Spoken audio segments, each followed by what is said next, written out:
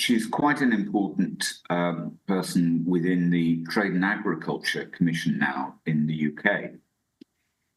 There's not a lot that Catherine doesn't know about the economic relationship between the UK and Australia, and indeed other territories too. And so I invited Catherine to talk to us all about her views on rebooting the UK-Australia relationship, which I'm hoping everybody's going to find very interesting. I think it'll be quite positive, but it's really over to Catherine. She's going to give us a short talk, and then I'll throw the floor open and you can ask questions and Catherine can then attempt to answer those. So if you all put yourselves on mute, which I think you've done, then we can ask Catherine to begin. Catherine, I'm absolutely thrilled to welcome you to the Global Discussion Forum. I think this is going to be a really entertaining. So over to you, Catherine. Well, thank you very much, Lee. And as Lee said, I have found myself by rebutting constant barrage of NFU, the National Farmers Union of the UK's incessant propaganda about how their farming standards are higher than anyone else's and Australian food is terrible, which is such a joke because I arrived in England in the 80s when the exact opposite was true. But I found myself on the UK's Trade and Agriculture Commission, which means we have to scrutinise the trade deals and actually read them. And I'm the only economist on the group, so I actually get to go through the thousands of 8-digit tariff codes and look at what's been included and what's been excluded. I have presently writing about rebutting the myths of Brexit. And the one I've been working on recently is something that incredibly our Prime Minister, who was the Chancellor of the Exchequer, which for the Australians on the line is like the Treasurer, when the Australian trade deal was signed. But he's in a quite rural constituency. So he's actually gone on record saying that the Australian deal was rushed and that the Australian deal is one-sided and that the Australian deal is not good for UK's agricultural producers, which is, of course, a joke because that's a very, very, very small part of the UK economy.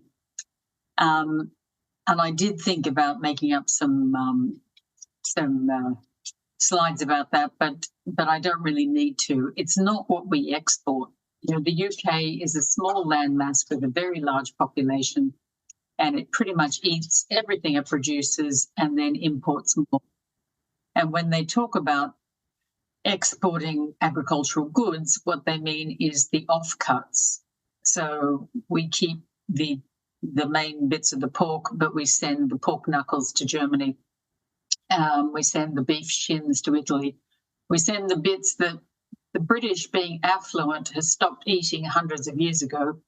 But most European countries at the same time were very, very impoverished, something the UK population either never knew about or doesn't recognise anymore. And so they continued to eat traditional meals like tripe and tongue and things that have just gone off the menu in the UK. And so that's what they're exporting. So they like to talk about their exports to the EU, but what they mean is they're sending the bits that the people in the UK don't eat. But I gave a talk about this recently, and I didn't do slides, but here are some exhibits, because within any trade deal, generally, the idea of a trade deal is to liberate the number of tariffs, to take off your tariffs. That's the basic point of a trade deal, is to stop imposing tariffs or quotas on someone else's goods. These days, they like to put lots of other clauses about small and medium-sized companies and women's rights and environmental issues.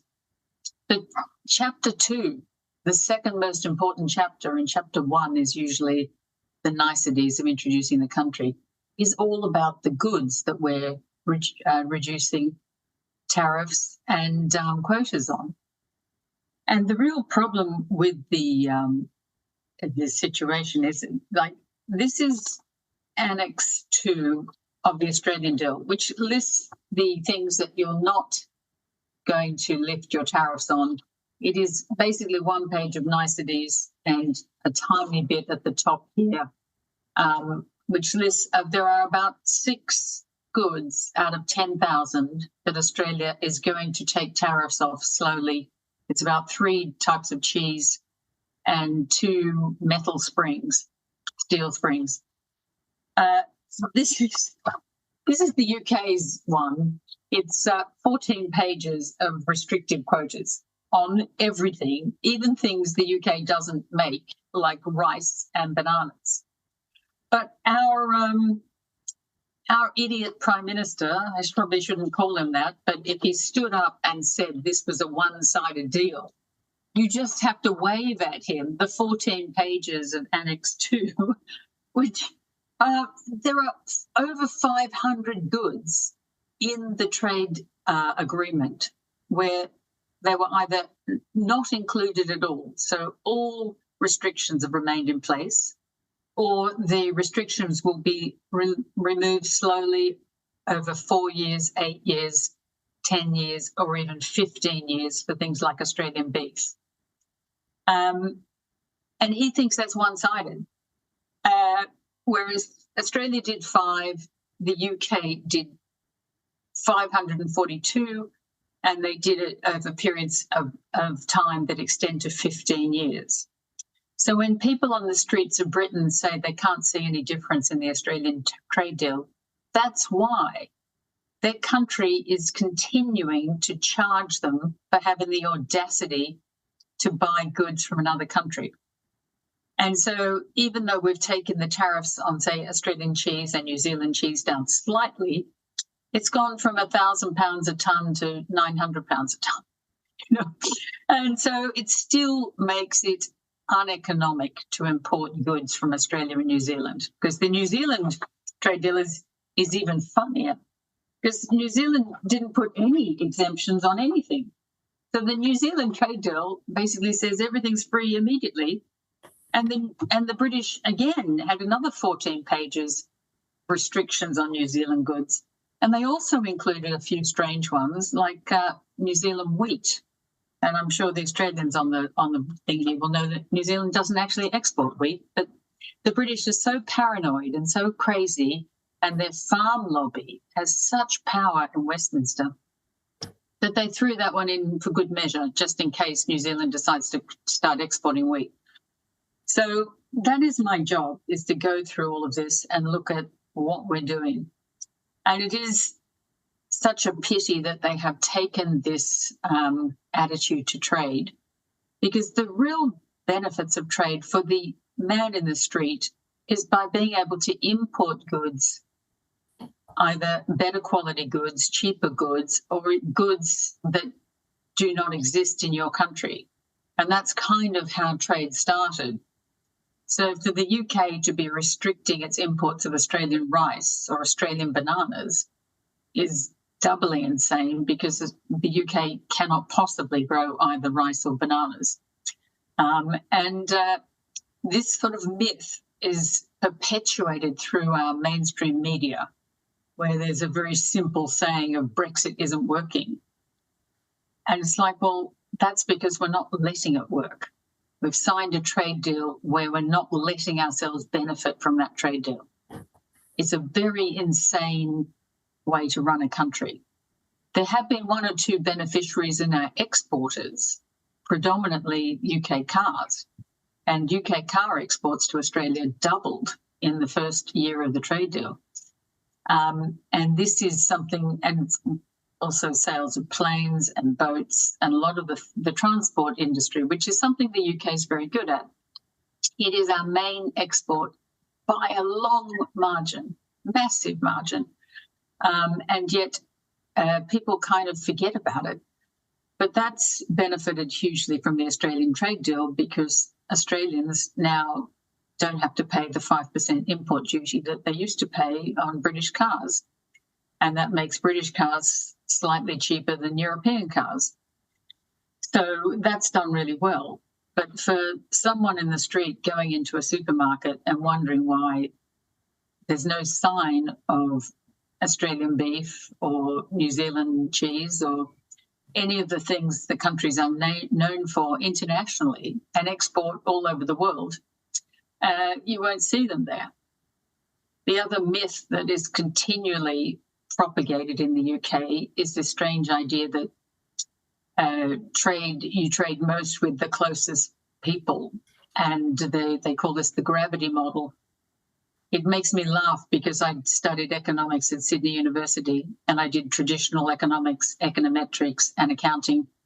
And through my whole career, no one ever mentioned the gravity model to me. It was only when I got to the UK, people started talking about this strange thing of gravity in trade. And that's because they've read a few textbooks and they've never looked at the trade figures. And I like to go through trade figures by hand because I'm that sort of nerd.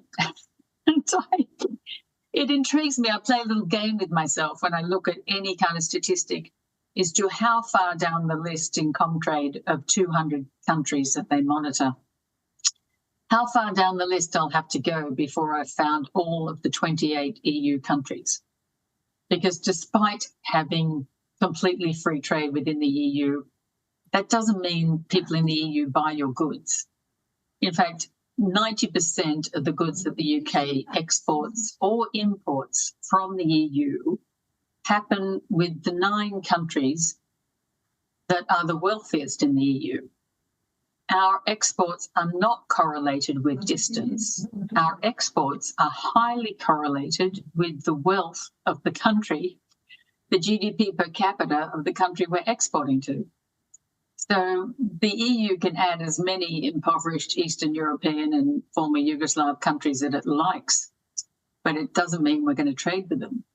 In fact, even within the same distance, the UK buys more goods from Serbia, which is outside the EU, than we do from its neighbouring country, Croatia. And that is really, really, it just blows the whole EU idea out of the water when you find things like that. But the UK's biggest trading partner for imports is China, as it is for most of the world. And our biggest trading partner for exports is the United States. But so many people who've just read a textbook on economics and never looked at the trade figures convince themselves that it's all about the gravity model and we only trade with our close neighbours. And if you go through even history and you say, look, the UK almost invented trade, but they were bringing tea from China. They were not trading with France because France and England have very similar climates, similar land, and grow pretty much the same stuff at the same time.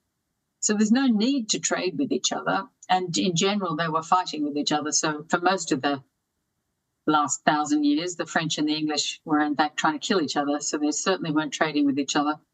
But the English were sailing all around the world and bringing back tea from China and spices from India and Indonesia and wood from the United States. So, trade here has always been an international game. But for the last 40 years, we've had people in politics who read a textbook once, never even thought to query that, even if that made sense. They never even opened the cupboard in their kitchen and looked at the stuff that's in there and thought, how much of this is coming from Europe? A hell of a lot of it isn't. But they don't know that. So that I find exhausting because I have to repeat myself over and over again. And it is probably why I was put onto this panel to review the trade deals, because I seem to be the only one on the panel who's ever gone shopping in a supermarket, ever looked at the label of because all food in the UK, this might be news to the Australians on the call, has where it comes from on it. So if you pick up a packet of beans, it will say grown in Kenya or Mexico or Chile. Now, of course, you never see this in Australia because for a long time, or at least when I was a kid, all the food available in the supermarket was grown in Australia. Now, when I go back and visit, I do notice that the asparagus is coming from Chile and Brazil or somewhere. But in general, we're pretty self-sufficient in food in Australia. Where in the UK, it's never been, and especially not in winter. You know, the few goods that we do import from the EU, we only really import in summer when it's in season. Catherine. Yeah. Sorry. Yeah. Because I want to open this up to all of our guests. I'll take a break. Yeah. Yeah, very, very interesting what you've said so far. I've got a couple of questions to kick off with, and then I'd like to open it to the floor. When I do, can I just ask people, unmute yourself and then remute yourself once you've asked a question. Otherwise, things go a little bit crazy on these calls. Catherine, I thought what you said was very interesting, and I think will be illuminating to a lot of people on this call. First one is that you're talking absolute common sense, and it's very clear from what you've said that you're a minority voice on the Trade and Agriculture, what is it called, Commission or? Yeah, it's Commission. Yeah. Commission, right. So you're a minority voice there. And it's also very clear from your testimony that we are simply not taking advantage of all of the opportunities that are available. So, one of my questions is about how do we change this so that the government starts to seriously take advantage of the opportunities we now have to trade with Australia as a result of Brexit. So that's one question. In general terms, with Australia, you can almost forget the reality of the trade, and I can put up a chart in a minute to show just how trade with Australia has in fact increased, despite everything that you've said. Services you haven't particularly touched on yet. That will be something that I imagine that some people on the call will be interested in. And thirdly, I want to talk about, I'd like to hear you talk about beef and animal products. And the reason for that is because the Antipodeans on this call may not be aware that the negative publicity about animal products, as if Australia is the cruelest nation on earth when it comes to treating their animals. I'd quite like to hear your views on that. But those are just my initial thoughts to kick people off. And I'd like to open it to the floor now, and you just give us your experience and your wisdom on. And can I ask everybody, please keep your questions to less than 90 seconds, and Catherine will try and answer within 2 minutes of each question. That way we get through quite a lot in the time available. So, Catherine, back to you. Well, the beef one is funny because the Australians were very clever when they wrote the trade deal, and they also the trade deal doesn't override previous deals, and so since UK dropped Australia and joined the EU, we have always had been able to export merino wool or import merino wool from Australia tariff-free. But the NFU didn't understand that the UK no longer imports merino wool because the entire weaving industry has moved to China in textile industry. So they had done a huge media campaign about mulesing of sheep, and they love to promote the mulesing of sheep as a bad thing, even though it didn't affect the trade agreement at all, because the wool isn't imported into the UK, and even if it was, it's already zero rated and has been since the UK joined the EU. So there was nothing to do there. But they like to show pictures of sheep with red paint on their rear areas, which is the same antiseptic stuff they used to put on my hands and knees when I fell over in the school playground as a child, because in those days we had real asphalt on the ground rather than this sponge rubber stuff they have today. So it's just a regular antiseptic, but it was portrayed in the UK in this sort of social media world as if it was blood, as if sheep were running around in the West with bleeding behinds from being mulesed, which is like would kill a sheep very quickly if they would attract even more flies and dingoes and God knows what, septicemia. So it was increasingly insane. They also worry about the amount of time that you can transport animals in Australia without reading the whole 115-page document on transport and discovering that, yes, if you want to transport animals for more than 12 hours, you can, but you have to fill out a massive amount of forms. You have to have various stops. You have to provide feed. You have to do all sorts of stuff that they just skipped over.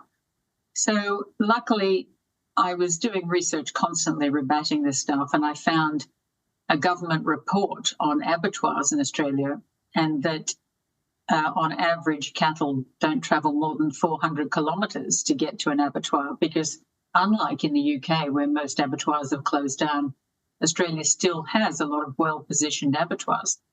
So that their whole premise was false. They are worried about sow stalls in pigs, but they had a problem with that because they still allow pigs to come in from various EU countries that use sow stalls for up to 12 weeks, which apparently is somehow different from Australia. And they were worried about CCTV cameras in abattoirs, only to discover that they're still not required in Northern Ireland, which is part of the UK. It was constantly rebatting stuff that the NFU and its sidekick, the WWF, the World Wildlife Fund, who actually is the main propaganda machine.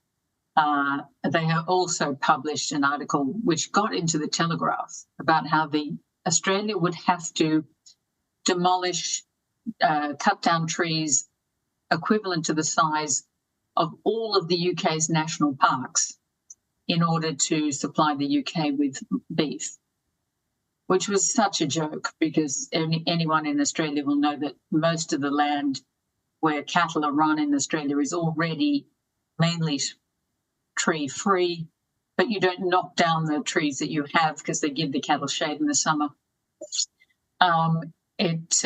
Also, when you compared the size of the national parks in the UK, UK is a 1/30th of the size of Australia to start with, and the UK, as it joins the CPTPP, will have the lowest proportion of natural forests in the CPTPP, which is kind of terrifying when you consider that Singapore's in the CPTPP. But anyhow, Catherine, can I just bring you back to a generic point? Yeah. Which is, the point that you made about how the UK government is not really listening about the detail on this, and that there are tariffs that will stay in place for some considerable time. Yes. And I think the membership of this forum might be interested in how do we exert some influence to change this? Well, that is the £60 million question, because unfortunately, I think we're quite definitely going to get a Labor government. That could be good news for trade, because traditionally the Labor Party has represented the cities and the large towns in the UK, and almost all of the Conservative seats are in rural constituencies. So the Conservatives have been very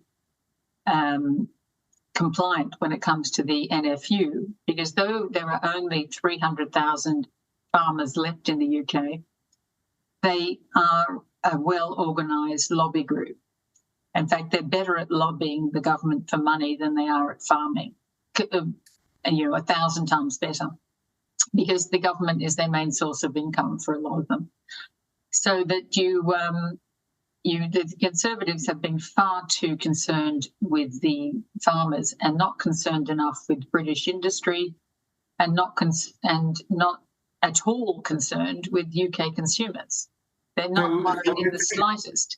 And so hopefully, because the Labor Party is much more geared to city dwellers, they might start to realise that cheaper food is going to keep them in power.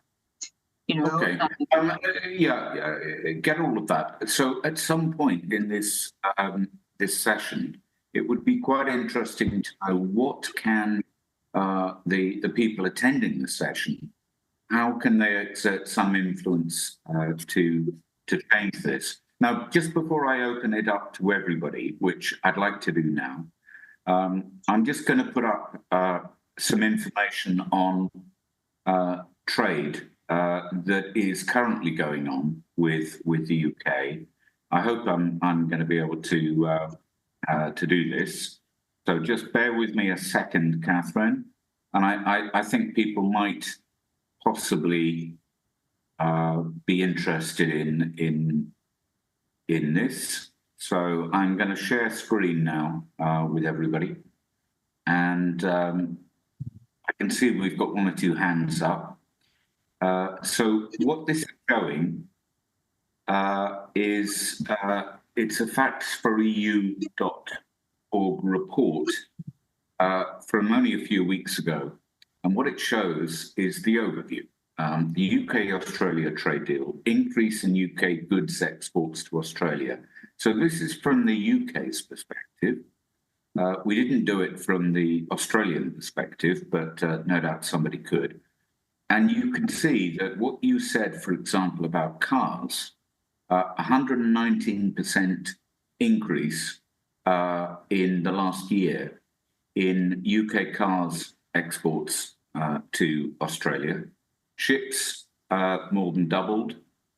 Other road vehicles, well, you can see. And what it shows is the potential, I think we can say.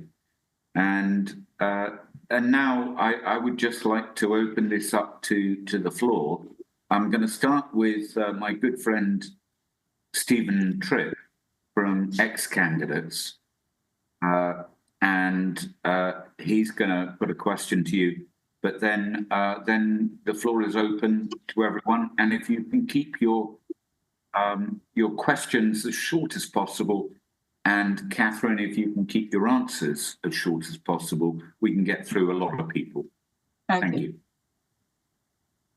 Yes, hi, Catherine. I'm interested in when we look at these trade deals, who's writing them? Because a lot of these politicians, and one of the themes that we've picked up on discussing a lot of these issues with Lee and other members of this forum from here in Australia and in the UK, a lot of the problems that we face are quite similar, and a lot of them revolve around the quality of politicians and our leadership in government.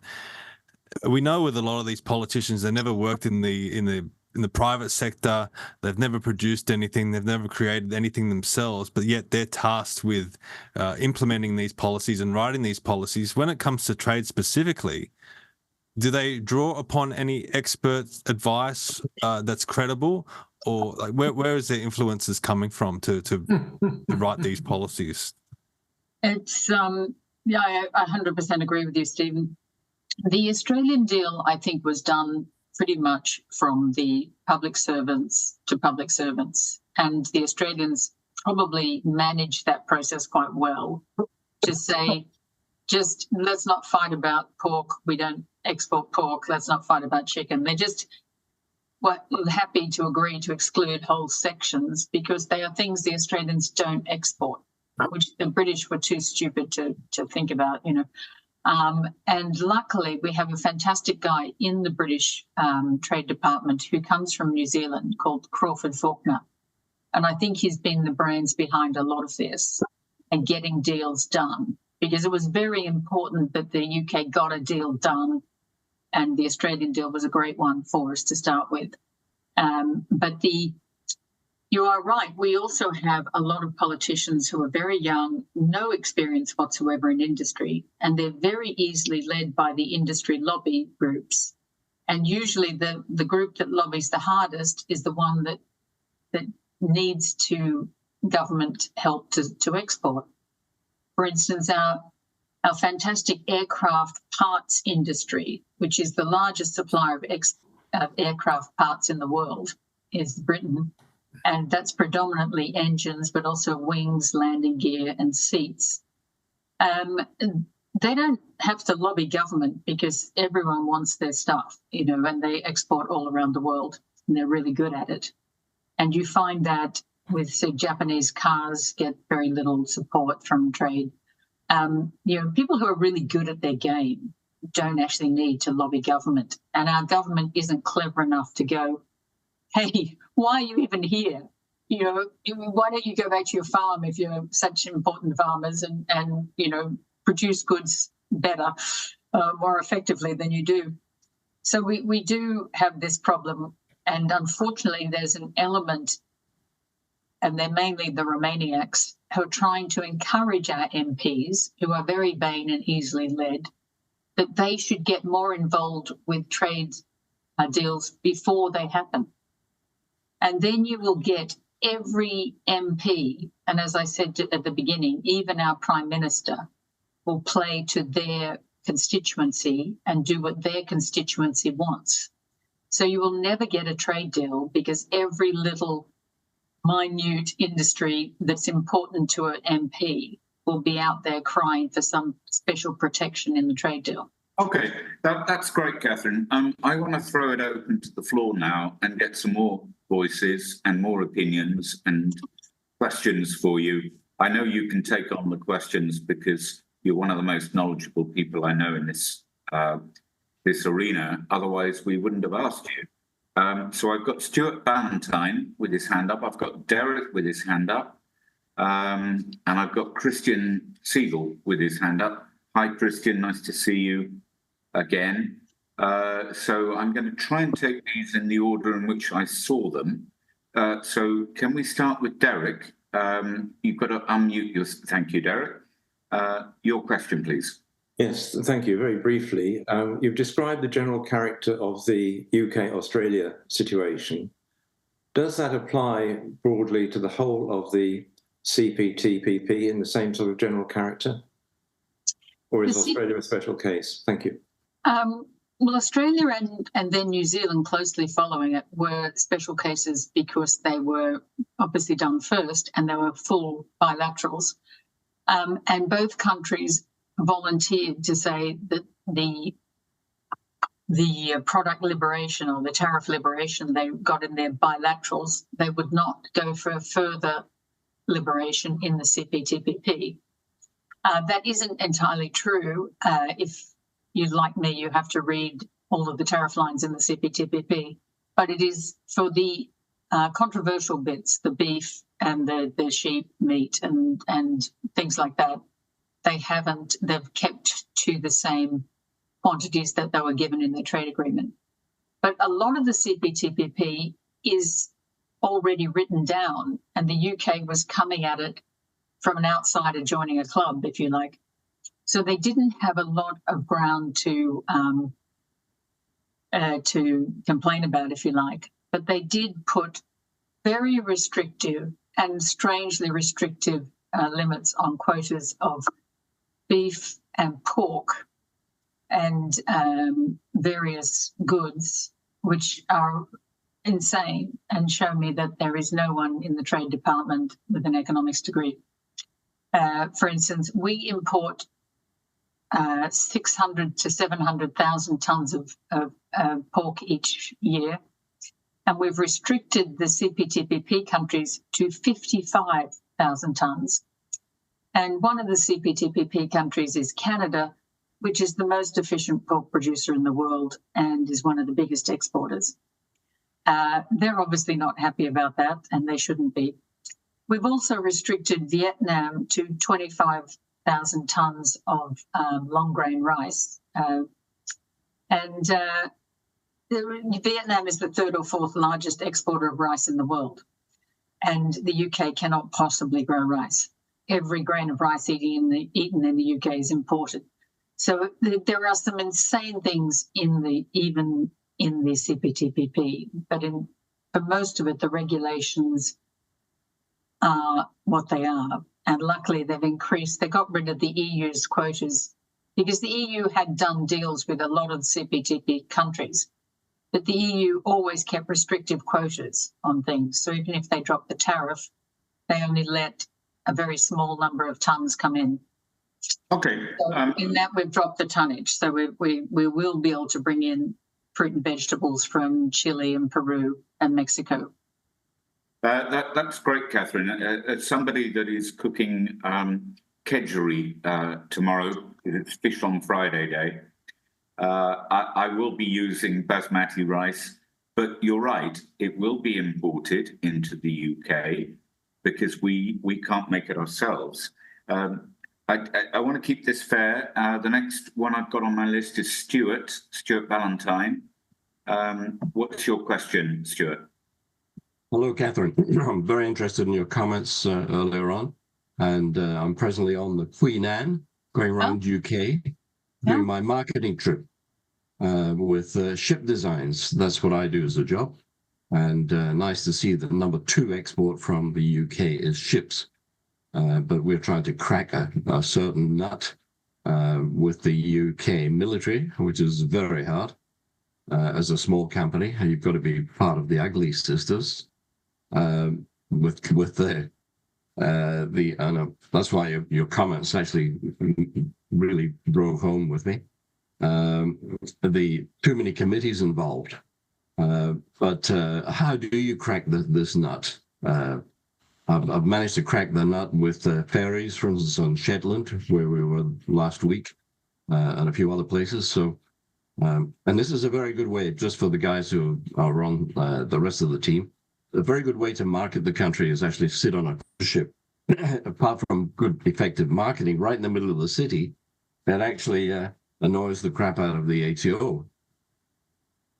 Okay, Catherine. So what's your question then, Stuart? Summarise. Well, how do you crack the nut? For instance, with these little gangs, and I'm hearing Catherine say, well, it's this organization, that organization, and to actually get in behind the organization, how do you actually do that? Now, number 2 is the ships, exporting ships. And we are very good ship designers, and we've just concluded an excellent contract with the US, but I can't crack that nut even just on merit. On merit. It's not about the size of the company or who we have on the board. How do we crack the nut with merit? That's great, Stuart. Let's go to Catherine. It's a very good question. Unfortunately, during the UK's time in the EU, they became extremely mercantilist, and they like exports, but they're never really good at imports. And the ship design probably works for them if you're not building the ship. If you can sell them the design and let them build it, because there is a lot of government initiatives to try and encourage building of ships back in the UK.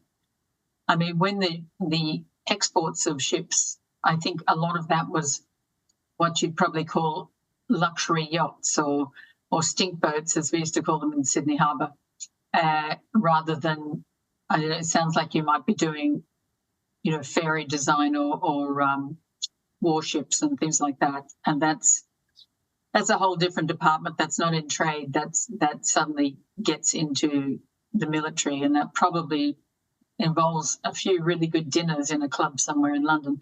But I couldn't possibly comment on how they make their decisions. But I do know that one of the benefits of Brexit is we don't have to open things up to European builders, because the last time the military built a ship, it was built in Spain with Swedish steel, and though the UK got to pay for it, that was our only input. So I'll leave that there. Yeah, thank you, Catherine. I want to turn to my friend Christian, who is normally worth a good question. Christian, over to you. Unmute yourself. Thank you, Catherine. I would like to turn back, first of all, to the origins of trade. There are 5 people involved. There are manufacturers or growers, there are buyers, there are traders, there are transporters, and there are bankers. Yeah. The only thing that government has brought in was something called the Export Credits Insurance Department against political actions, including war. Mm-hmm. My question to you is, what does government really do in all of this? I've given a talk about that, and I've written an article about it as well, because trade is between buyers and sellers. Consumers determine trade, not governments. All governments can really do is make it more difficult to import things, and therefore protect your own industries and allow them to become inefficient, which we have seen in the EU, for instance, that olive oil in the EU magically is equal to the cost of olive oil in Morocco plus the EU tariff. And I don't think that's a coincidence. I think that's by design. You can keep increasing your prices till you could be undercut by a close country that grows the same quality stuff. So the government bring virtually nothing. And in London, we have a massive export finance industry, which a lot of people overlook, which was one of developed, hundreds of years ago when people, and it's still going strong. And all the bills of lading and things like that are still happening in London. And they are completely out of the spotlight. No one knows they're there. I doubt there'd be anyone in Parliament who even knows what they do. And without that, no trade would happen anyway. So you're right, government does nothing. They've just set up these rules to make some money for themselves. I mean, the whole EU was set up as a customs union, and all of the money, or 80% of the money raised in tariffs from goods coming from outside the EU actually went to Brussels. It didn't go to the countries importing it. And as the UK did the most trade outside the EU, we were paying the most customs duties to Brussels. So it was just entirely a way of collecting money. And I think it probably has been, if you went back to Greece or Rome, or the first people to establish a tariff, it was all about the ruler getting his pound of flesh out of anyone who's bringing goods in from outside the city that they can't control. I think that's all they do. You've answered the question, Catherine. We don't need government. No, we don't. Thank you. They're here. Okay, so it looks like Lee is. Are you there, Lee? Yeah. Can I just move things along? I think I saw our good friend Rudy, another very knowledgeable person, with his hand up. Is that right, Rudy? Or where are you? I've lost you. Oh, there you go. Rudy, did you want to say anything? I thought I saw your hand up. You'll have to unmute yourself. No, I think I was holding my head in horror. I've been dealing with plumbing problems on the phone all day, so I'm afraid I haven't been listening at full strength. But well, then I'll cut you off then, Rudy, if you've got nothing intelligent. Okay. We've got Stephen Tripp is asking a question, and Derek is asking a question. And by the way, can I also add another topic we could talk about, having listen to the John Redwood interview with this group, because I'm presently writing about a dreaded thing that will make trade even more difficult, and it's called the Carbon Border Adjustment Mechanism, which the EU has already bought in, and the UK is planning on bringing in December next year. Yes, that's a very good point, Catherine. And one of the problems that those of us who try to get messages out to millions of voters, can you imagine how difficult it is to talk about carbon adjustment? It just, people, switch off. We have to find ways of getting these kinds of things out there. And one of the great things about this forum is we do have some people who attend that, like me, want to get the message out. And, I'm looking at Justin down below, for example. He's very good at organizing stuff. Alistair, who's been remarkably quiet, actually, to date for an opinionated Scotsman. But there you go. So I know Derek wanted to speak, and Stephen wanted. So we start with Stephen. He came first. Stephen? Well, I might be setting the cat amongst the pigeons now by asking you this question, but I might just quickly try and bring this. No, I can't share screen, but a lot of the minor parties here in Australia, and I want to shift the focus to Australia just briefly, they talk a lot about the Lima Declaration, which goes back to 1975, in which Gough Whitlam signed up Australia to this declaration that supposedly reduced our manufacturing and caused us to take imports of production from third world countries. Is the Lima Declaration a big concern? Did it have a big impact on Australia? Is it something that we should review? Well, we've all actually benefited hugely. I mean, I don't know the ins and outs of the Lima Declaration, but I know that all around the world for years we've been getting more and more of our manufacturing has moved to third world countries, which are now developing countries. Some of them are now incredibly wealthy countries, such as China. And that has benefited us because we get cheaper goods. And there's a hell of a lot of things that have virtually remained the same price for years because of that, the cost of production of things has gone down as we've moved it to cheaper and cheaper places. Obviously, we are getting to the sort of top of that maximization curve because A, we're running out of cheaper places to move things to. B, we've discovered that allowing China to make everything doesn't always work out well and now we're actually seeing that they don't need us at all. There's a lot of people in the UK who are upset about, say, China making steel. But if you look at China's steel production, they produce about 1 billion tons of steel each year, and they use 900 million of those tons in China. Their exports are about 10% of their production. And while the US and the UK complain about them undercutting their steel production, you now see that China is in fact sending its steel to Indonesia because Indonesia is going through, and the Philippines, they're going through what China went through because China moved 700 million people, more than the population of Europe and the US, from hovels into skyrise apartment buildings.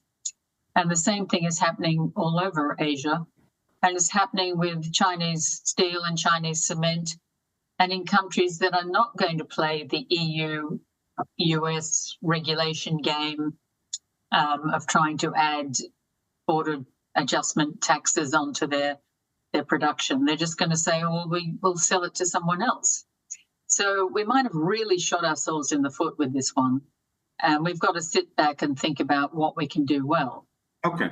So well, Stephen, we could talk more about this at another time because I can talk about the steel industry in Australia, who even in the 80s, when I was going through university, it was cheaper to send the the coal and the iron ore to Japan, make it into steel there and import it back, than it was to send it to BHP Steelworks in Newcastle and Wollongong to make it into steel in Australia, because we were using very old technology and we hadn't upgraded our technology in the way that the people in Japan had.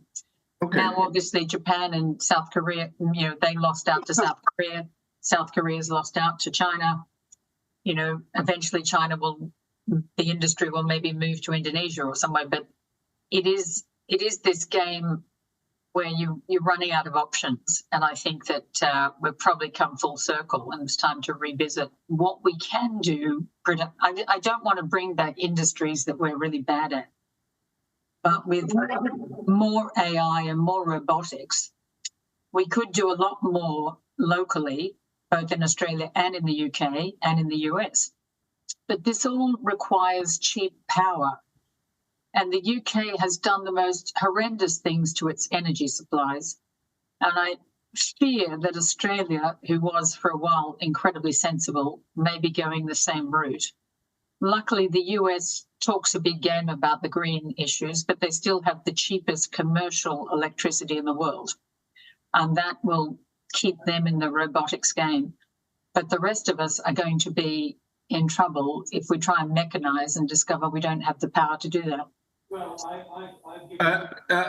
sorry, can I just intervene? Because I'm trying to get as many voices into this debate as I possibly can, and I'm trying to take them in order. At the moment, I've got Justin, and then Kevin. Hello, yes, hello, I can ask my quick question. Yes, hang on. I've just got to mute Christian because he's talking to somebody in the background. Lovely man, but so Justin, you're an interesting figure in the UK for those around the world who don't know you.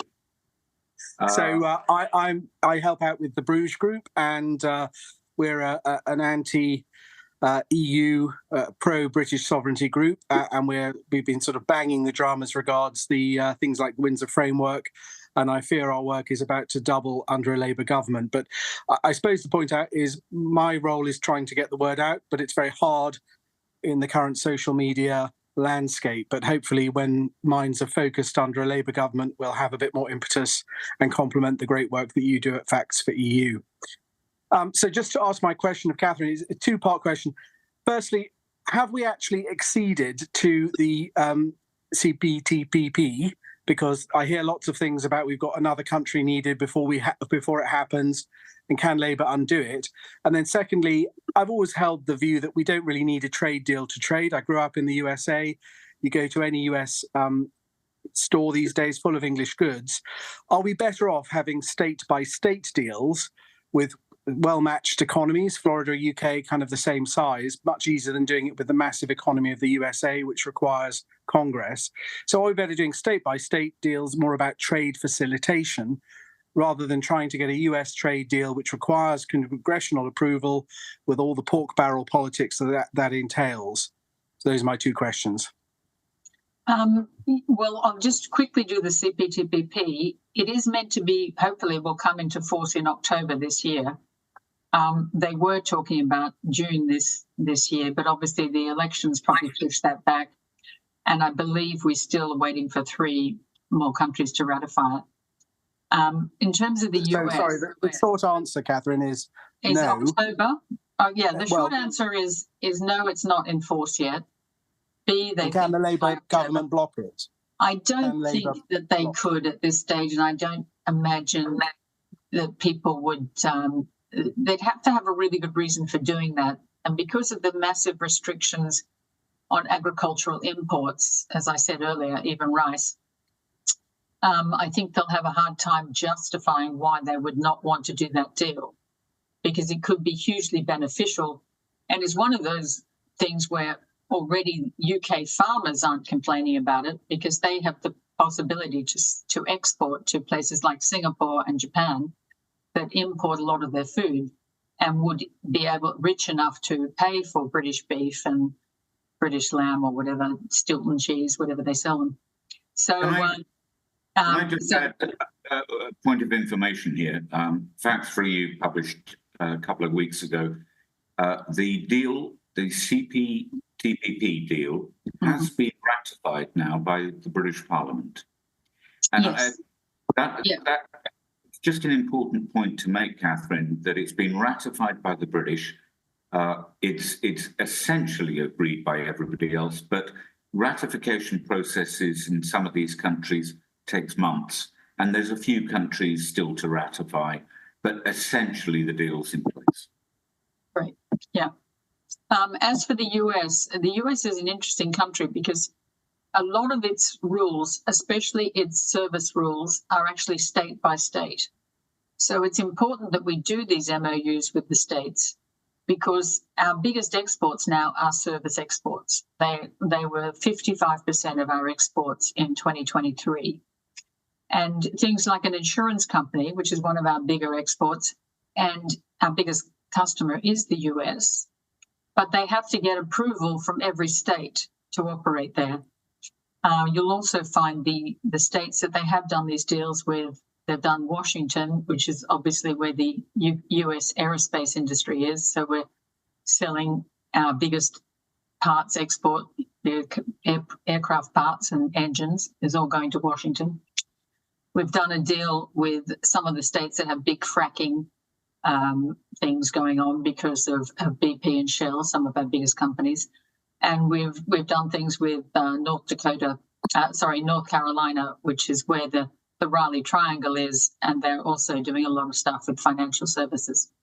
So they've been quite selective of which states, and they're working on Texas and Chicago and New York, which will probably be all they'll do by state. And then they've kind of got it covered as to what's important to the UK. There are potentials if we do a deal. We could sell more to the US and we could buy more for them. Everyone forgets that we still have 10% tariffs on US cars here. We still have tariffs on US white goods, US, washing machines and refrigerators are half the price that we pay for the same in the UK. And the ones we're buying in the UK are mainly made in Germany or in the EU. So there's no reason why we couldn't move to US suppliers. But, get a Whirlpool or whatever they are, General Electric, GE.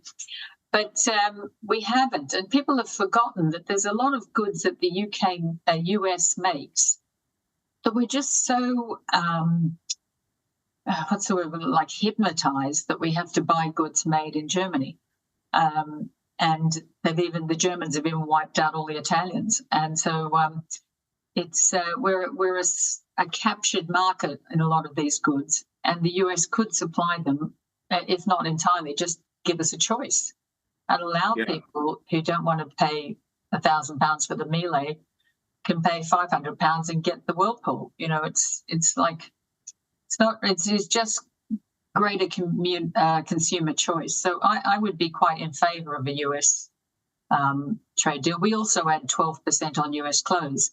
So Levi's jeans and Ralph Lauren clothes, they're all much more expensive in the UK than they are in the US. So there's a lot of things we could do. So I wouldn't balk at a trade deal. I'm not sure that the Labour government will be interested in doing that, of course, but maybe they will. Catherine, thanks for that. So just to summarise, by the way, we have, to my knowledge, done 5 statewide US deals so far. Highly significant deals if you compare them with the size of the economies of most of the EU countries. The US state deals are bigger than most of them. I think Catherine would agree. So just moving things along, Kevin had his hand up. He wants to ask a question.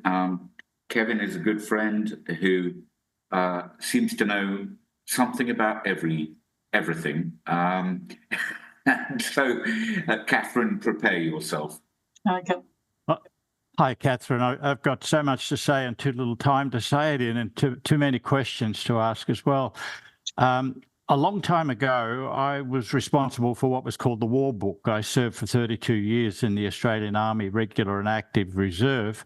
And in the War Book was listed all of those things which are critical in industry for Australia to participate in a limited war of the type of World War II. When I say that, that's as opposed to counter-revolutionary, which was really Vietnam and Afghanistan and Iraq. So we last year exported $470 billion of goods and services, the goods primarily being iron ore, coal and raw materials of that nature, and the services being education. If I were to be successful in my desire to fully automate Australian industry, and the beautiful thing about that is that all of the factory workers have been long ago retrenched. So if I was to automate Australian industry, I wouldn't have to sack a whole lot of people. But if I was to do that, and we're still exporting $470 billion worth of goods and services, and we've got everything here in Australia. We can make everything here in Australia. What do we do? How does trade work? Yeah, I'm just arriving at that point now, Lee. Be patient now. Be patient. How does trade work? Because for a country like Australia, I personally could automate all of the manufacturing in Australia such that not a human hand touched it. I could also reduce the cost of energy by at least 5 times here in Australia and reduce the cost of liquid fuels by at least half. So in other words, we have no need to trade with anybody, but everybody wants $470 billion worth of goods and services from us. How does it work? Well, you can do that. I mean, both China and Germany are very mercantilist, and they have been generally selling a lot more than they buy. And weirdly, or not weirdly, you won't be surprised to know Australia is one of the few, if maybe the only country in the world that has a trade surplus with China.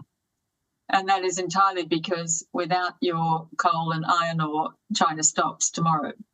And that's useful to know if they start bombing you. You know, remember that. But it is, you will find that there are things that you didn't think about that you are buying. You know, you may not recognize that you're buying, though I know the Australian government has tried to stop you doing this, but you're buying services from the existence of Amazon, not just the goods you get from Amazon, but the actual service you get from Amazon and Facebook and Google and, you know, X and all of these different things. You're actually buying a lot of services in that way. You do also import a lot of legal services and accounting services from British companies that you might not recognize because sitting in Sydney and Melbourne, there are very large legal firms and accounting firms and banks that are all branches of international accounting firms and banks. So it doesn't look like an import as it does if a good is coming out of a container. But last time I went to Port Botany, you are importing, like every car in Australia is imported at the moment, every truck. And it's very heavily geared to road transport. And all of that stuff is imported. So all of the vehicles on the roads are imported, and possibly the boats and the planes and all of the transport, because that is a key in Australia. Is we're very reliant on transport because of the distances that things are covering, and even getting the goods out of Port Hedland or wherever the coal's coming from. That you've got a lot of transport getting things away. So you're probably importing more things that you can't replace as easily as you may think. But at the same time, you're right. I think Australia is a very lucky country, and it could, if it had to, which we saw during the COVID thing, where during COVID, Australia could actually seal its borders and survive. And the UK did the most weird thing where it locked all its population in its house, but it didn't seal its borders because it can't. It physically cannot survive without imports of food coming in from mainly these days continental Europe and Ireland, but also from other countries, so that they could never seal the borders in the way that the Australians could. So they even kept the airports open for tourists. It was really quite silly because unlike in Australia, I flew into Australia during COVID and I was met with people in hazmat suits and put in a bus and sent to a sealed room in a hotel for 2 weeks before I was allowed out. When I came back to the UK, I was able to take the tube from London Heathrow. No one with hazmat suits took the tube back to my house. And I was meant to stay in my house for 10 days, or 5 days, I think it was. And someone would ring me on my mobile phone every day to check that I was in my house. So great. And they wonder why it didn't really stop COVID. But it's you're right. Australia could survive without imports, but they would have to get industry back that they've lost. And I don't know that people even want that, because everyone all of my mates in the country who used to always drive utes and fight about whether the Holden ute was better than the Ford ute, they've now all got those US trucks with a back seat in them. I don't know what the official name is, but they're all driving those. And I think a lot of the population has moved on, if you like, and they've moved into this sort of international imports, if you like, and they're wearing, The problem we face is that as a country, we're extremely vulnerable if we're not self-sufficient in manufacturing. We're actually cut off from the rest of the world, and we could be very easily cut off by communist China. And we would have no way of being able to basically conduct a limited war. We would be totally dependent on people being able to transport war material to this country, which is a far cry from where we were at the end of World War II, where we were making just about everything we needed: guns, ammunition, explosives, and vehicles. And believe me, it is entirely possible with automation for all of that to come back to Australia now. In fact, we are very well positioned to do exactly that. Well, and you're not the only one. And this is the main reason behind Biden's, what they call the Inflation Reduction Act, is really about onshoring industries. Because even the US military, and I was speaking at a convention last year about this, even they are relying on imported materials for all of their weaponry. And they have very modern weaponry, but it all relies on computer chips, which are coming out of Taiwan. And even China relies on computer chips from Taiwan. Its biggest import supplier by value is Taiwan. And the 90% of that is computer chips. Obviously, Australia is its biggest supplier by volume, but it's so the whole world has woken up to exactly what you're talking about, Kevin, and everyone is suddenly going, wait a minute. Coming back to that question, though, how do you handle a large trade surplus? Kevin, hang on. We've got to make sure we involve everybody, if you don't mind, in all of this. Germany has had a large trade surplus, and China has as well. Technically, it would increase your currency, but both of those countries, that hasn't happened because Germany is part of the euro, and for every time it increases its exports in, Italy and Greece and Spain take another dive down. So that keeps the euro at about the same level. And the same things happen with China because they control their currency completely. But both countries have been happily having a massive surplus for years and got away with it. So I think that Australia could do that as well if they wanted to. Okay, Catherine, I'd like to chip in, if I may, with a couple of questions. I'd like to talk about what's going on between Australia and the EU, because those negotiations seem to have stalled completely, and you may have some information you can give us on that. And secondly, I know this isn't your particular area, but you mentioned Taiwan, and some of us are deeply concerned about that and the South China Sea. Do you have any comments on that? So that's my two-part question. But the first one, I know you can answer. The second one, you may want to sidestep. Well, weirdly, I would be in the other camp, because the EU's negotiations with Australia, as far as I'm aware, have broken down completely. I don't think they're negotiating anything anymore. And this is the second time they've broken down completely. They were doing something in 2007, I think, and that didn't work. The real problem with the EU is the stranglehold its farmers have on the whole EU organisation, in the same way that they spent 20 years negotiating with the Mercosur countries in South America. And then at the last minute, the French pulled the plug on that entire agreement with the Irish's help, because they didn't want Brazilian beef coming in and spoiling their captured market. And the same thing will happen to Australia, even though very few countries in Europe still have iron ore. The Swedes and the Austrians are about the only ones producing any quantity of iron ore. And so the EU really needs to get much closer to Australia and get Mount Isa, and then, sorry, not Mount Isa, Western Australia, heading to Europe instead of going to China and India. But they haven't really thought that through, and they're just being led by the farmers as usual. And we could also move on.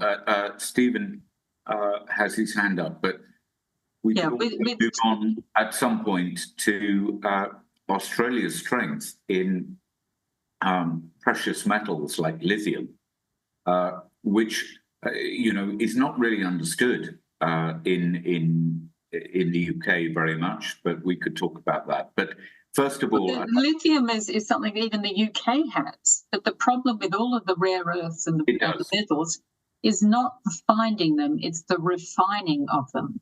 Yeah, refining is a very dirty process, and many people don't want that back. They've been happy to let China do it, because there's nowhere in the UK where any community is saying, "Oh yes, we'll have that." Yeah, because, I mean, let's come back to that if we've got time. Let's come back to as with Taiwan, the thing that keeps Taiwan where it is its expertise in making computer chips. And two things are going to be a problem for Taiwan. A, the next generation of computer chips is coming along fast, so that they may lose that expertise. And B, the Chinese are also trying to make the computer chips that they were getting from Taiwan, but they require very fine, highly refined silicon, which is actually coming out of the EU, out of Holland.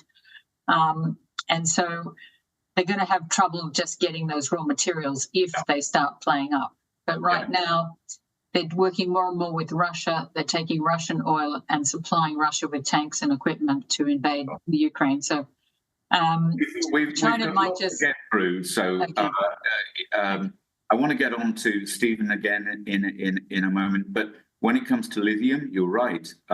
In West Country, particularly Cornwall, has massive lithium deposits, which we're not taking advantage of.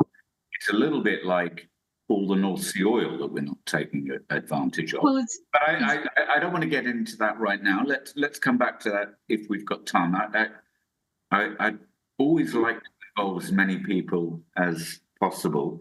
And Stephen has his hand up, so let's take Stephen's question next. You mentioned before the Western world being heavily reliant on China, and we saw that during COVID with mask production. All the masks were coming out of China, and Australia wasn't capable of producing its own masks. Is there an opportunity for trade to strengthen our national security? And this might be a broad question, but if all the Five Eyes countries came to you, that's Canada, the US, New Zealand, United States of America and Australia, if they all came to you and said, how can we use trade to strengthen the Five Eyes and essentially the Western world, and also taking into account how can we also strengthen our relationships with the rest of the world and not be so heavily reliant on a potential adversary like China? What would you do to do that? What are some of the things that you would like to see happen amongst those Five Eyes countries? Well, I think that Joe Biden is already doing that. I mean, he probably didn't think of it himself. I'm sure the US military complex is guiding his hand, and they are trying to bring things back. And that's where they're discovering that the Rust Belt has reinvigorated itself, as has in the UK. So a lot of ports and harbours and towns that did a lot of industry have now turned those ports into hotels and malls and universities, and they've completely changed what they do. And so it's one thing to say we should bring industry back to the country, but then you have to find a place where it will go and where you'll have the skilled workforce that will be able to work in it. So it's kind of tricky, and it is something we have to think about. The other option is to find a new China. I mean, the West created China. If we hadn't encouraged our companies to buy things and send their production to China, China would still be what it was when I was a child, where people were starving in China, and instead we encouraged them to come into the Western world.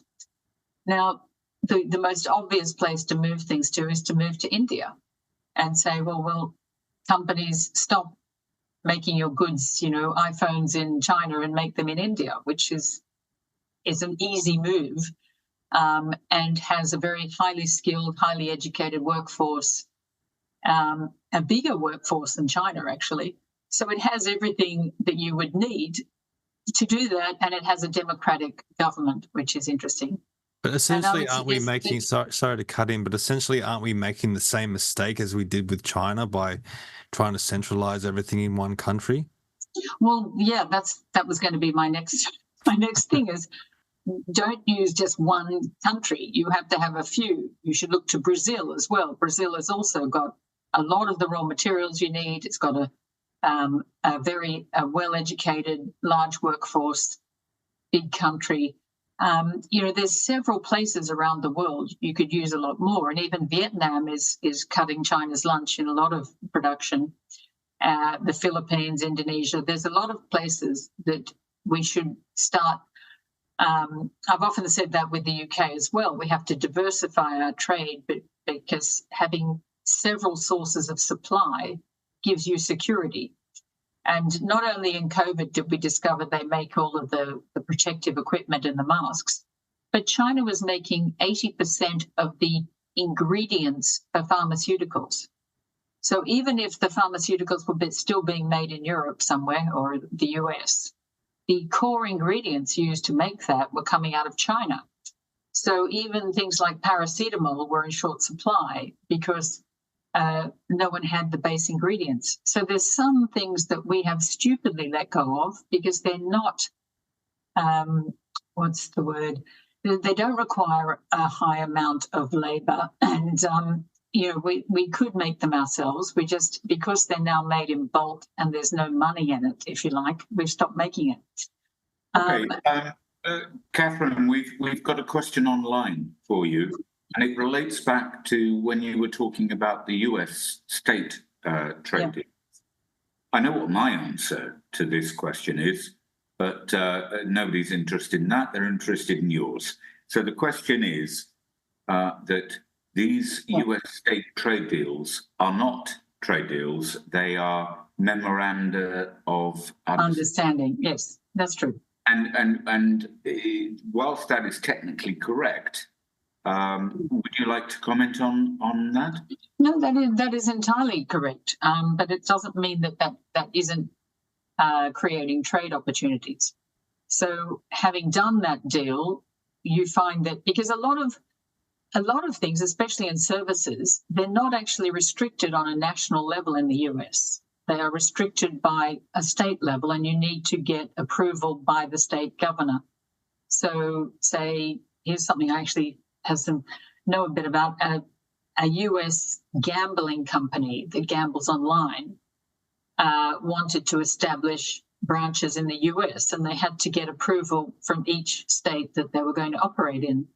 Now, they were able to do that. They don't need a trade agreement to do that, but they do need approval to do that. So the MOUs have also enabled a company out of Cambridge called Marshall, which makes parts for planes. They've been able to set up a factory in North Carolina where they're doing the same thing. And they did that as part of the MOU. So there's a lot of company to state trade, actual trade happening without a trade agreement. And the trade agreement is a much bigger thing and covers obviously more industries. And as I said earlier, the chapter 2 of any trade agreement is about the goods you're dropping the tariffs on. But there's another 10 chapters after that on a whole lot of niceties about mutual acceptance of university things or whatever, which is kind of crazy, because if someone turned up to your company with a degree from MIT, Lee, I'm sure you wouldn't say, oh, I can't accept that because it's not a UK university. You just go, okay, you're really smart, we can hire you.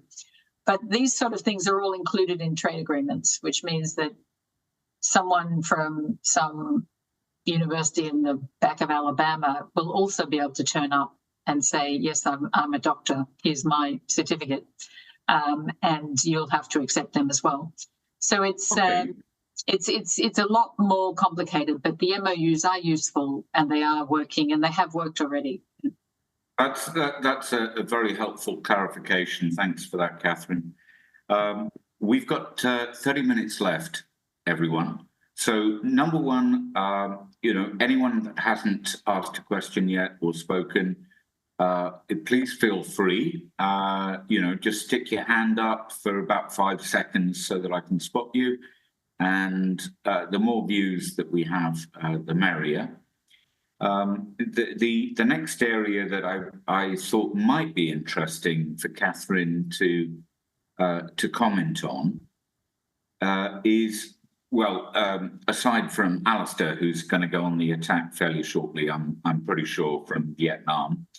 But the next area I thought might be interesting to talk about is when it comes to what we've been used to in the UK, which are EU trade deals that aren't really trade deals at all, because they've never included services.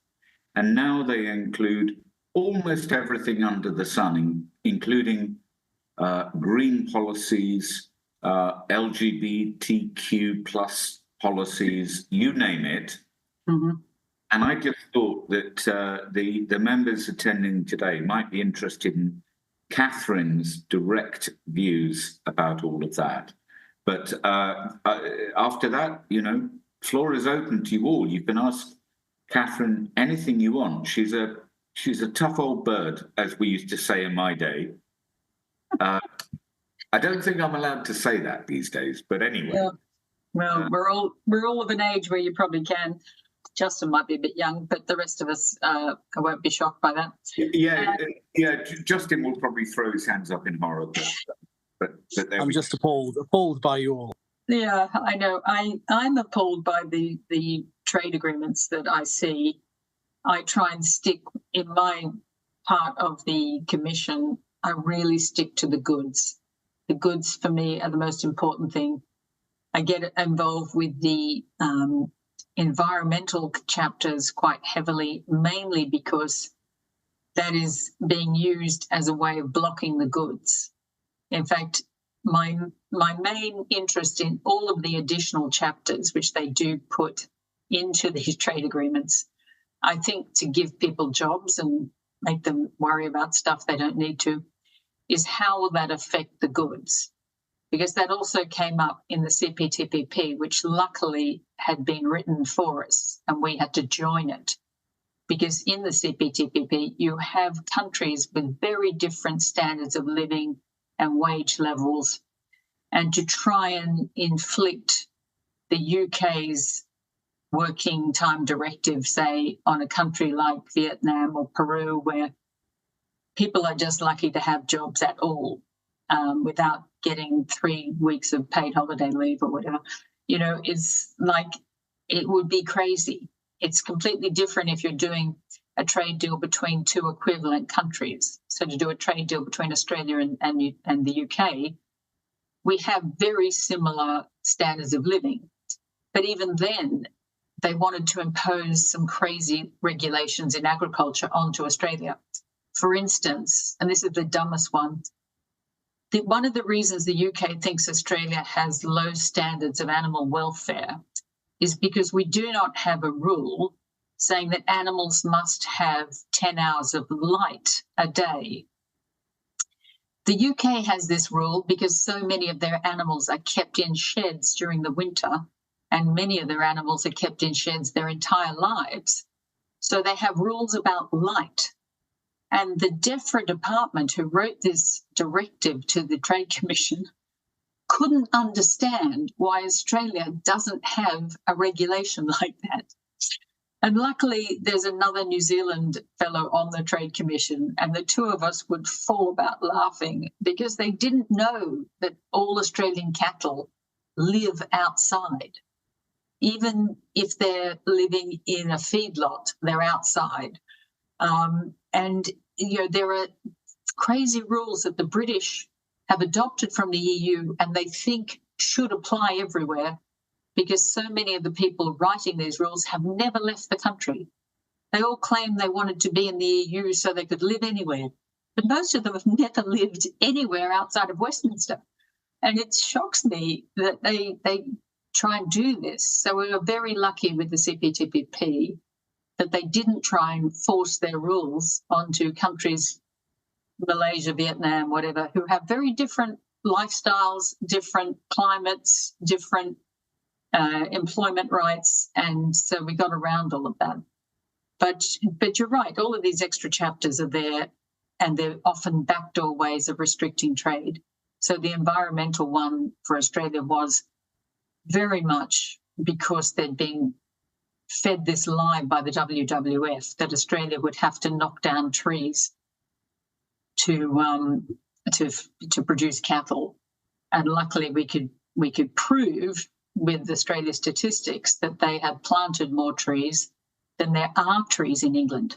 I mean, we were lucky that the British on the other side were so stupid that they hadn't actually looked up any facts. They got their information from the Daily Mail or somewhere. But it was interesting how they tried to use these additional chapters in the trade deal to really try and block the trade deal. But, yeah. Was there another question, or was that it? Or have you gone, Lee? Have you dropped out? Lee looks like he's busy, but I might jump in because I don't see anyone else. But I want to switch to agriculture because you are on the Trade and Agriculture Commission, and we just had a. Yes.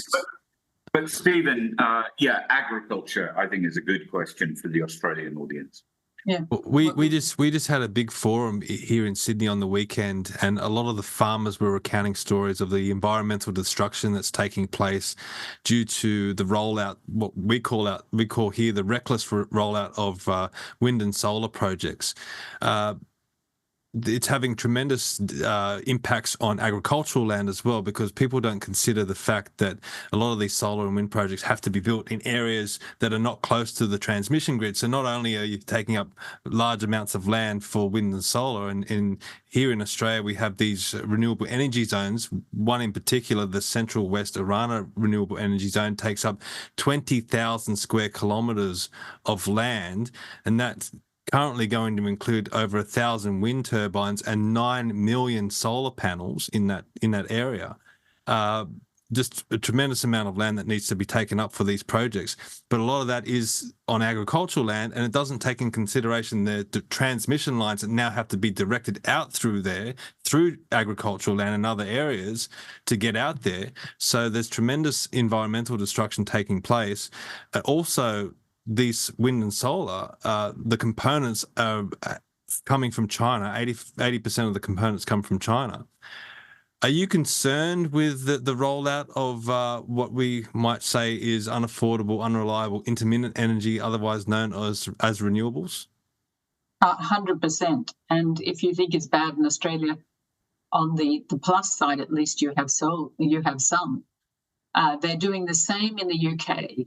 The same people who are complaining about imported food from Australia and New Zealand and have insisted on this incredibly long timeline before the food can actually come in tariff-free are also promoting farmers in the UK. They're paying them to take their land out of food production. And besides growing wildflowers or birdseed, they're also able to put up solar panels in a country that is 50 degrees north, at the very lowest point. We're 50 degrees north of the equator. We have very dark winters and we have a huge amount of cloud cover. So even on a day like today, where the sun is shining, which has been very rare and this year so far, you've still got a sky full of clouds. So our solar panels pick up very little sun, and yet we are subsidizing them to do this to what would otherwise be perfectly fertile land with a very reliable rainfall, very, very reliable rainfall, something that Australian farmland doesn't have, and yet they're carpeting it with solar panels here too. It is insane, and I think that either the politicians in both countries are getting massive handouts from the Chinese government, or they are just insane, stupid people. I have noticed that a lot of the people in the UK that I deal with have never studied even the basic level of science and maths. But when I went through school, I did maths till the end of and science till the end of my school year, and physics and chemistry, sort of the real science. But they don't even have that in the UK. You find, because they have very narrow educations, they get down to 3 subjects in their final years. And that, if you're going to be in humanities, that's probably going to be English and history, maybe classics, Latin. They don't know any science. They are so easily conned by people who are making a fortune out of the government, because our grid is so bad that you can put up wind farms and solar farms and you can't actually connect them to the grid because the grid can't take the extra capacity. And they are also in the process of clearing land to put up new grid structures. And meanwhile, we pay our wind turbines. We do have a lot of wind, but half the time the wind turbines in Scotland are being paid to turn off. And our hapless politicians have only just discovered that a lot of those turbines are actually charging the government for more hours than they were actually turned off for. So, and people have only just started to check that and realized how much they're being ripped off. And you're right, it is, the Chinese government has gone after this they've put a lot of subsidies into developing solar panels. They make, I think it's 3/4 of all of the panels internationally are made in China, and they are making them at a lower cost than any other country.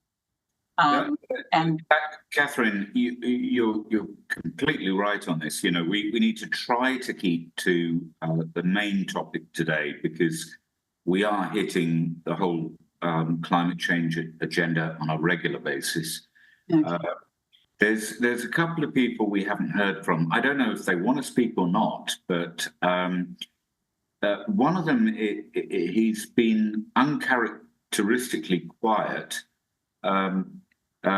A difficult bugger, I think we would say, but I love him to death, and that's Alistair, who is, I think, currently in Vietnam, and it'd be interesting if he's got any thoughts. And the other one is Tony, well, I call him Tony Pantangelo from the Godfather movies, but it's Tony Pentogin.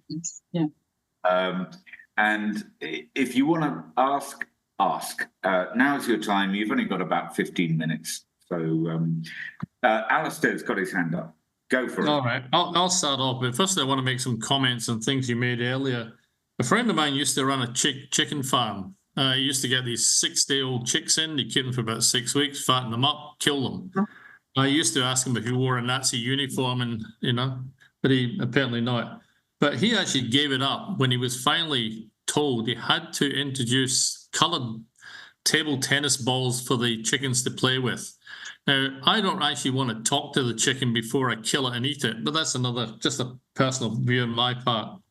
A couple of other things there. When I was in England, actually, I used to like to go to the market there and do a world tour and see where everything came from. And I was quite surprised how little food actually came out of Australia. Now, the other thing that was mentioned by Kevin about defence, what'll kill Australia and why we'll be out of the business of survival is we got 21 days of fuel, and we import it all because we've closed down all the, we have no strategic industry or any concept.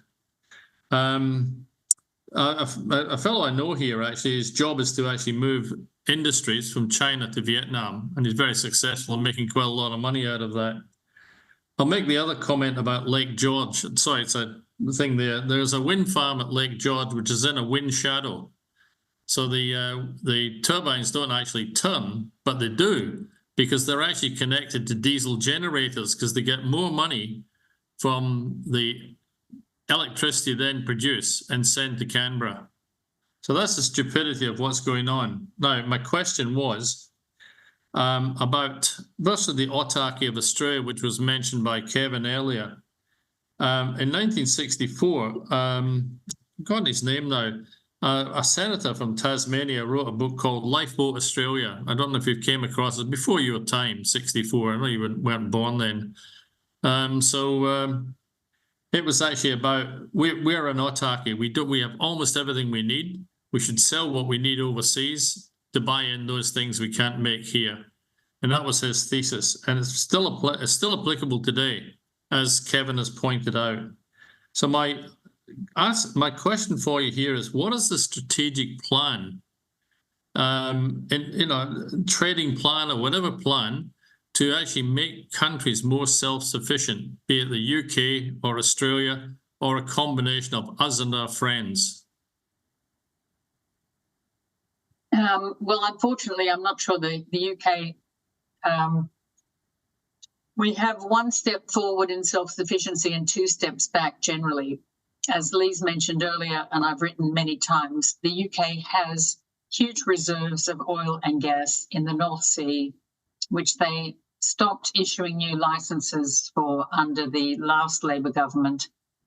It was made worse by Boris Johnson and Theresa May, actually. Theresa May was the worst person for the environment in terms of keeping the country's lights on. And we're going to get the same environment minister back in a couple of weeks after the next election, which is terrifying because he's a real idiot and he's the son of a communist and, a card-carrying communist in the UK. So, I am not sure what he's playing at, because not only are we closing down oil and gas in the UK and importing it from Norway most of the time, but also LNG from the US and Qatar, which is 4 times worse for the environment than getting our own gas out of the North Sea. But because we've dropped the production of oil and gas, our refinery, our biggest refinery up in Scotland, is going to close next year. So we will soon be in the same boat as Australia, where we are importing more and more of our oil because we can't refine it here, even if we're still able to pull it out of the North Sea. The refinery that's closing is responsible for 13% of the fuel, I think it is, in the UK. But it's, and then, of course, we had a very big industry of chemicals and pharmaceuticals and plastics were run out of the UK because they are all made with the short chain hydrocarbons which come out of the refining process when the petrol is taken out. And of course, once you close the refineries, you lose those as well. So the inputs of the plastic companies and the chemical companies are also disappearing. So it won't be long before the plastics and the chemicals and the pharmaceutical companies also move their production out of the UK. And in fact, INEOS, one of our biggest companies, so it's a private company, has production I think it's 28 countries around the world, or maybe it's 128 countries. And they're already saying that they're going to move out of the UK. There's no point in staying there. So the UK has this insane idea where they recognise the problems with being too dependent on China. But unlike the US, they're not actively encouraging businesses to onshore. And they are still trotting down this crazy road of actively closing down the most important businesses in the country. Okay. Under this strange idea that in this very small, narrow country, if there's a drop in the wind, all you need is more windmills to make up for the lost electricity. Catherine, and it's ridiculous. You can look at any news weather report and see that if the wind is blowing on the West Isles, it's also blowing on the east, on the North Sea. You know, it's not, you cannot survive with more windmills to make up for a loss of electricity. You need to have nuclear power, which Australia should have too. I'm a big, big fan of nuclear power, and I cannot believe that Australia has the uranium and has never made it into nuclear power. Okay. Catherine, as chairman, I have to intervene. We're drifting off into another topic here. Rudy had his hand up for a question. What's your question, Rudy? Let's hope it's about trade, economic relations. And knowing you, I suspect not. You'll be drifting off into climate change, but that's not. No, it's actually about it. It is exactly the trade question, which is that, I mean, when I sort of learned sort of basic economics, it sort of started with, well, you know, you have a trade surplus in or deficit in manufactured goods, and then you worry about how to pay for it. And well, maybe you can pay for it with services, or maybe you can sell some of your investments or whatever. Why is it that nobody in the West cares about trade balances anymore? Why is it that it just doesn't matter to anyone that the UK can spend money willy-nilly? Oh, however many hundreds of billions we need every year to borrow from somewhere else. Why does nobody care, and how long can it go on for? That's my question to you as an insider. I would say it's because the education in economics in this country is appalling. And most of the people I know who claim to have studied economics did a degree called PPE, which is politics, philosophy, and economics. And it's really studied in that order. It's really about politics. Most of them don't understand trade. And what intrigues me, and this has happened with the BBC promoting it, is they use a thing called total trade, where they add your imports and your exports. And when you say, no, what's important is your trade balance, you have to take one away from the other, they don't get that at all. And they then have invented this new thing called trade intensity, which was around when I was studying economics. But we actually thought from an Australian point of view that trade intensity being too high was a bad thing, because it meant you were too reliant on trade. Trade intensity is total imports plus exports of services and goods divided by your GDP. But the insane brigade who give information to the government and the BBC have convinced people that having a higher trade intensity is a better thing. And during the 22 sort of oil and gas crisis, Italy and France and Germany, who are entirely dependent on imported oil and gas, neither of them have oil and gas, their trade intensity went through the roof because they were importing so much oil and gas to make up from Russia, and the price was so high. And the BBC thought that was a good thing. And their economists are going, oh, our trade intensity hasn't increased. And you're going, well, that's because we both export oil and gas still a little bit, and we import it. So it sort of balances itself out. So it's not adding into this. And it was driving me crazy that they actually like to add trade together and measure it on total trade. And the fact that the UK's imports are so much larger than our exports is not something they're concerned with. I can tell you that both CIBUK and Facts4You constantly try to make this point about conflating imports and exports as trade. They're two different things, exports and imports. It's not that imports aren't important, they are, but just splashing the two together is unhelpful. Now, I'd like to, as we approach our last 5 minutes, I'd like to offer the opportunity to anyone who wants to talk, but particularly my great colleague and Deputy Chairman at CIBUK, Ben Phillips, and somebody I've learned to love. Don't forget Tony. Tony, yeah.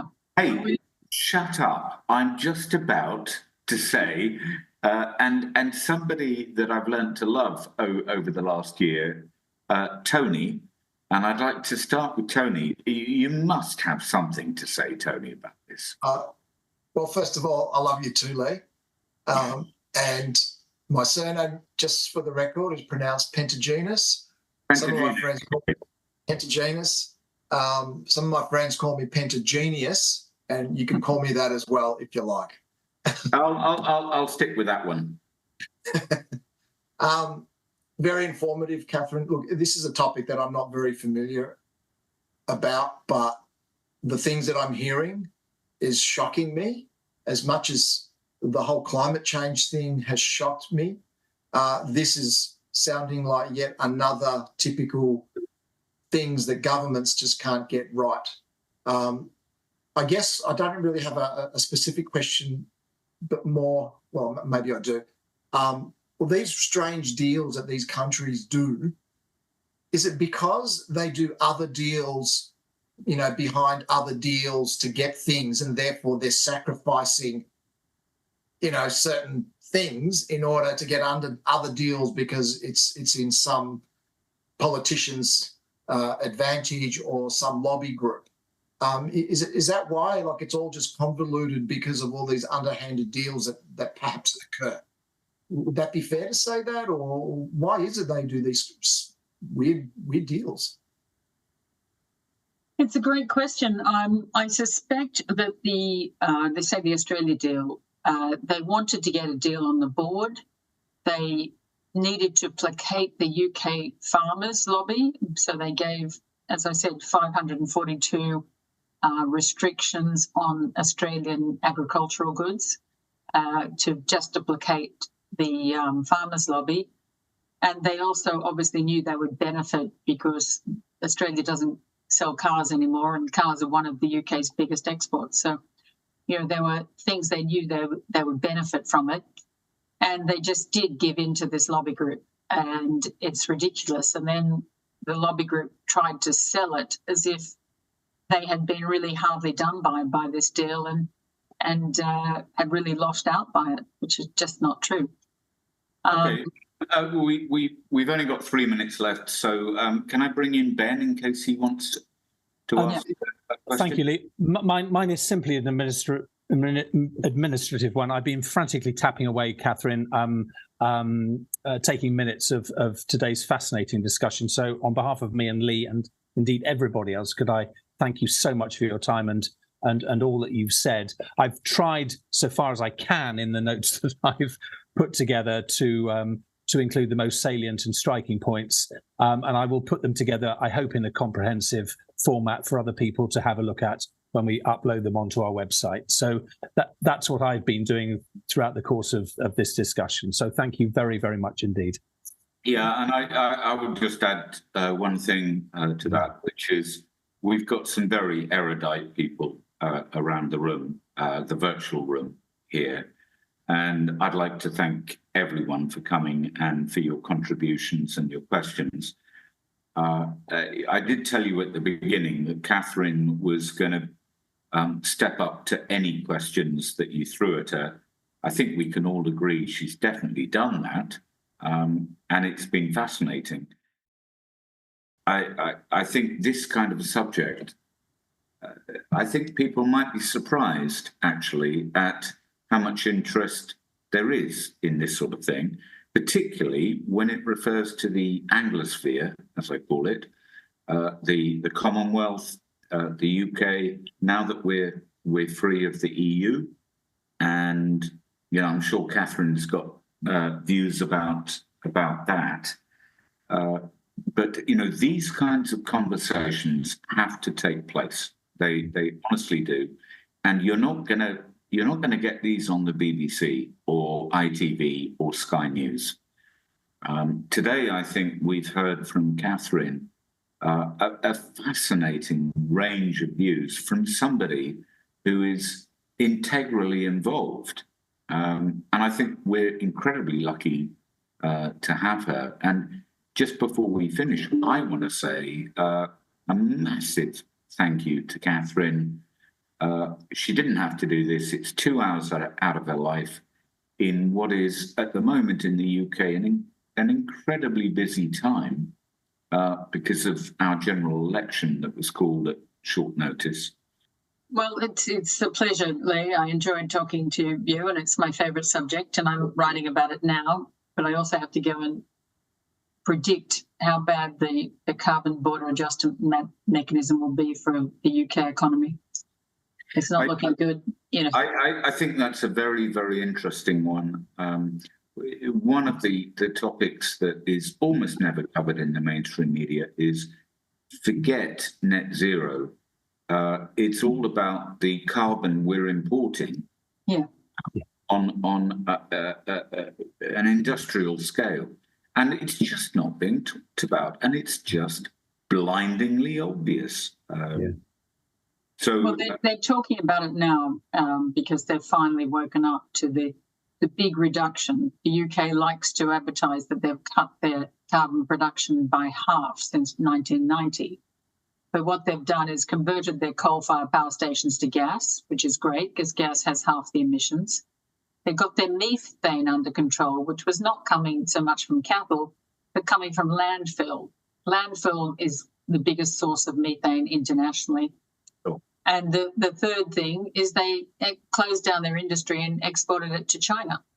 And then said, oh, it's not our emissions, it's their emissions, which is a complete joke. And suddenly Australia, the EU, a lot of countries have woken up and realising that wasn't their cleverest move. But they were just schoolboys playing a game where the game was to get your emissions down, and nobody cared that was wiping out your industry. I mean, we are run by donkeys, Lee. The more I look at it, the more I think, how do we let these little kids take over the shop, you know? The lunatics have taken over the asylum. I think probably most of the people around the room would agree with that. So we're out of time. I can't thank you enough, Catherine. It was fascinating hearing your views, and you are involved in government in the UK, so it's important to hear your views. There's so many more things that we could have covered, but we ran out of time for. But you know, just on a positive level, I just want to close on one thing. I love Australia. I love Australians. In fact, when I was a young man, I definitely loved Australians in London, but we're not going to go there. But sticking to the serious, I do have a real affinity with Australia, and so do most Brits. And so do most Brits have a certain embarrassment about the way that we betrayed Australia and other Commonwealth countries when Ted Heath dragged us into the EU without a vote, by the way, in 1972. We only got a vote 3 years later. And nobody really knew what they were voting for, if we're perfectly honest. So exploring these topics and opening up this dialogue to say, do you know what? The United Kingdom, Australia, New Zealand, to an extent, woke Canada and other countries. If we work together, we could actually create an environment where small state, low tax, high growth, economies, independent sovereign states, become the norm. And if you look what's going on in the EU right now, that's what's happening. And we're going to find out as of tomorrow, because the EU elections start tomorrow. They last for 3 days, believe it or not, but they last for 3 days. But leadership, I think, belongs to the Anglosphere. And it's one of the reasons why I wanted to do this thing. And Catherine, you have not let us down. I found it absolutely fascinating. Hope everybody else did too.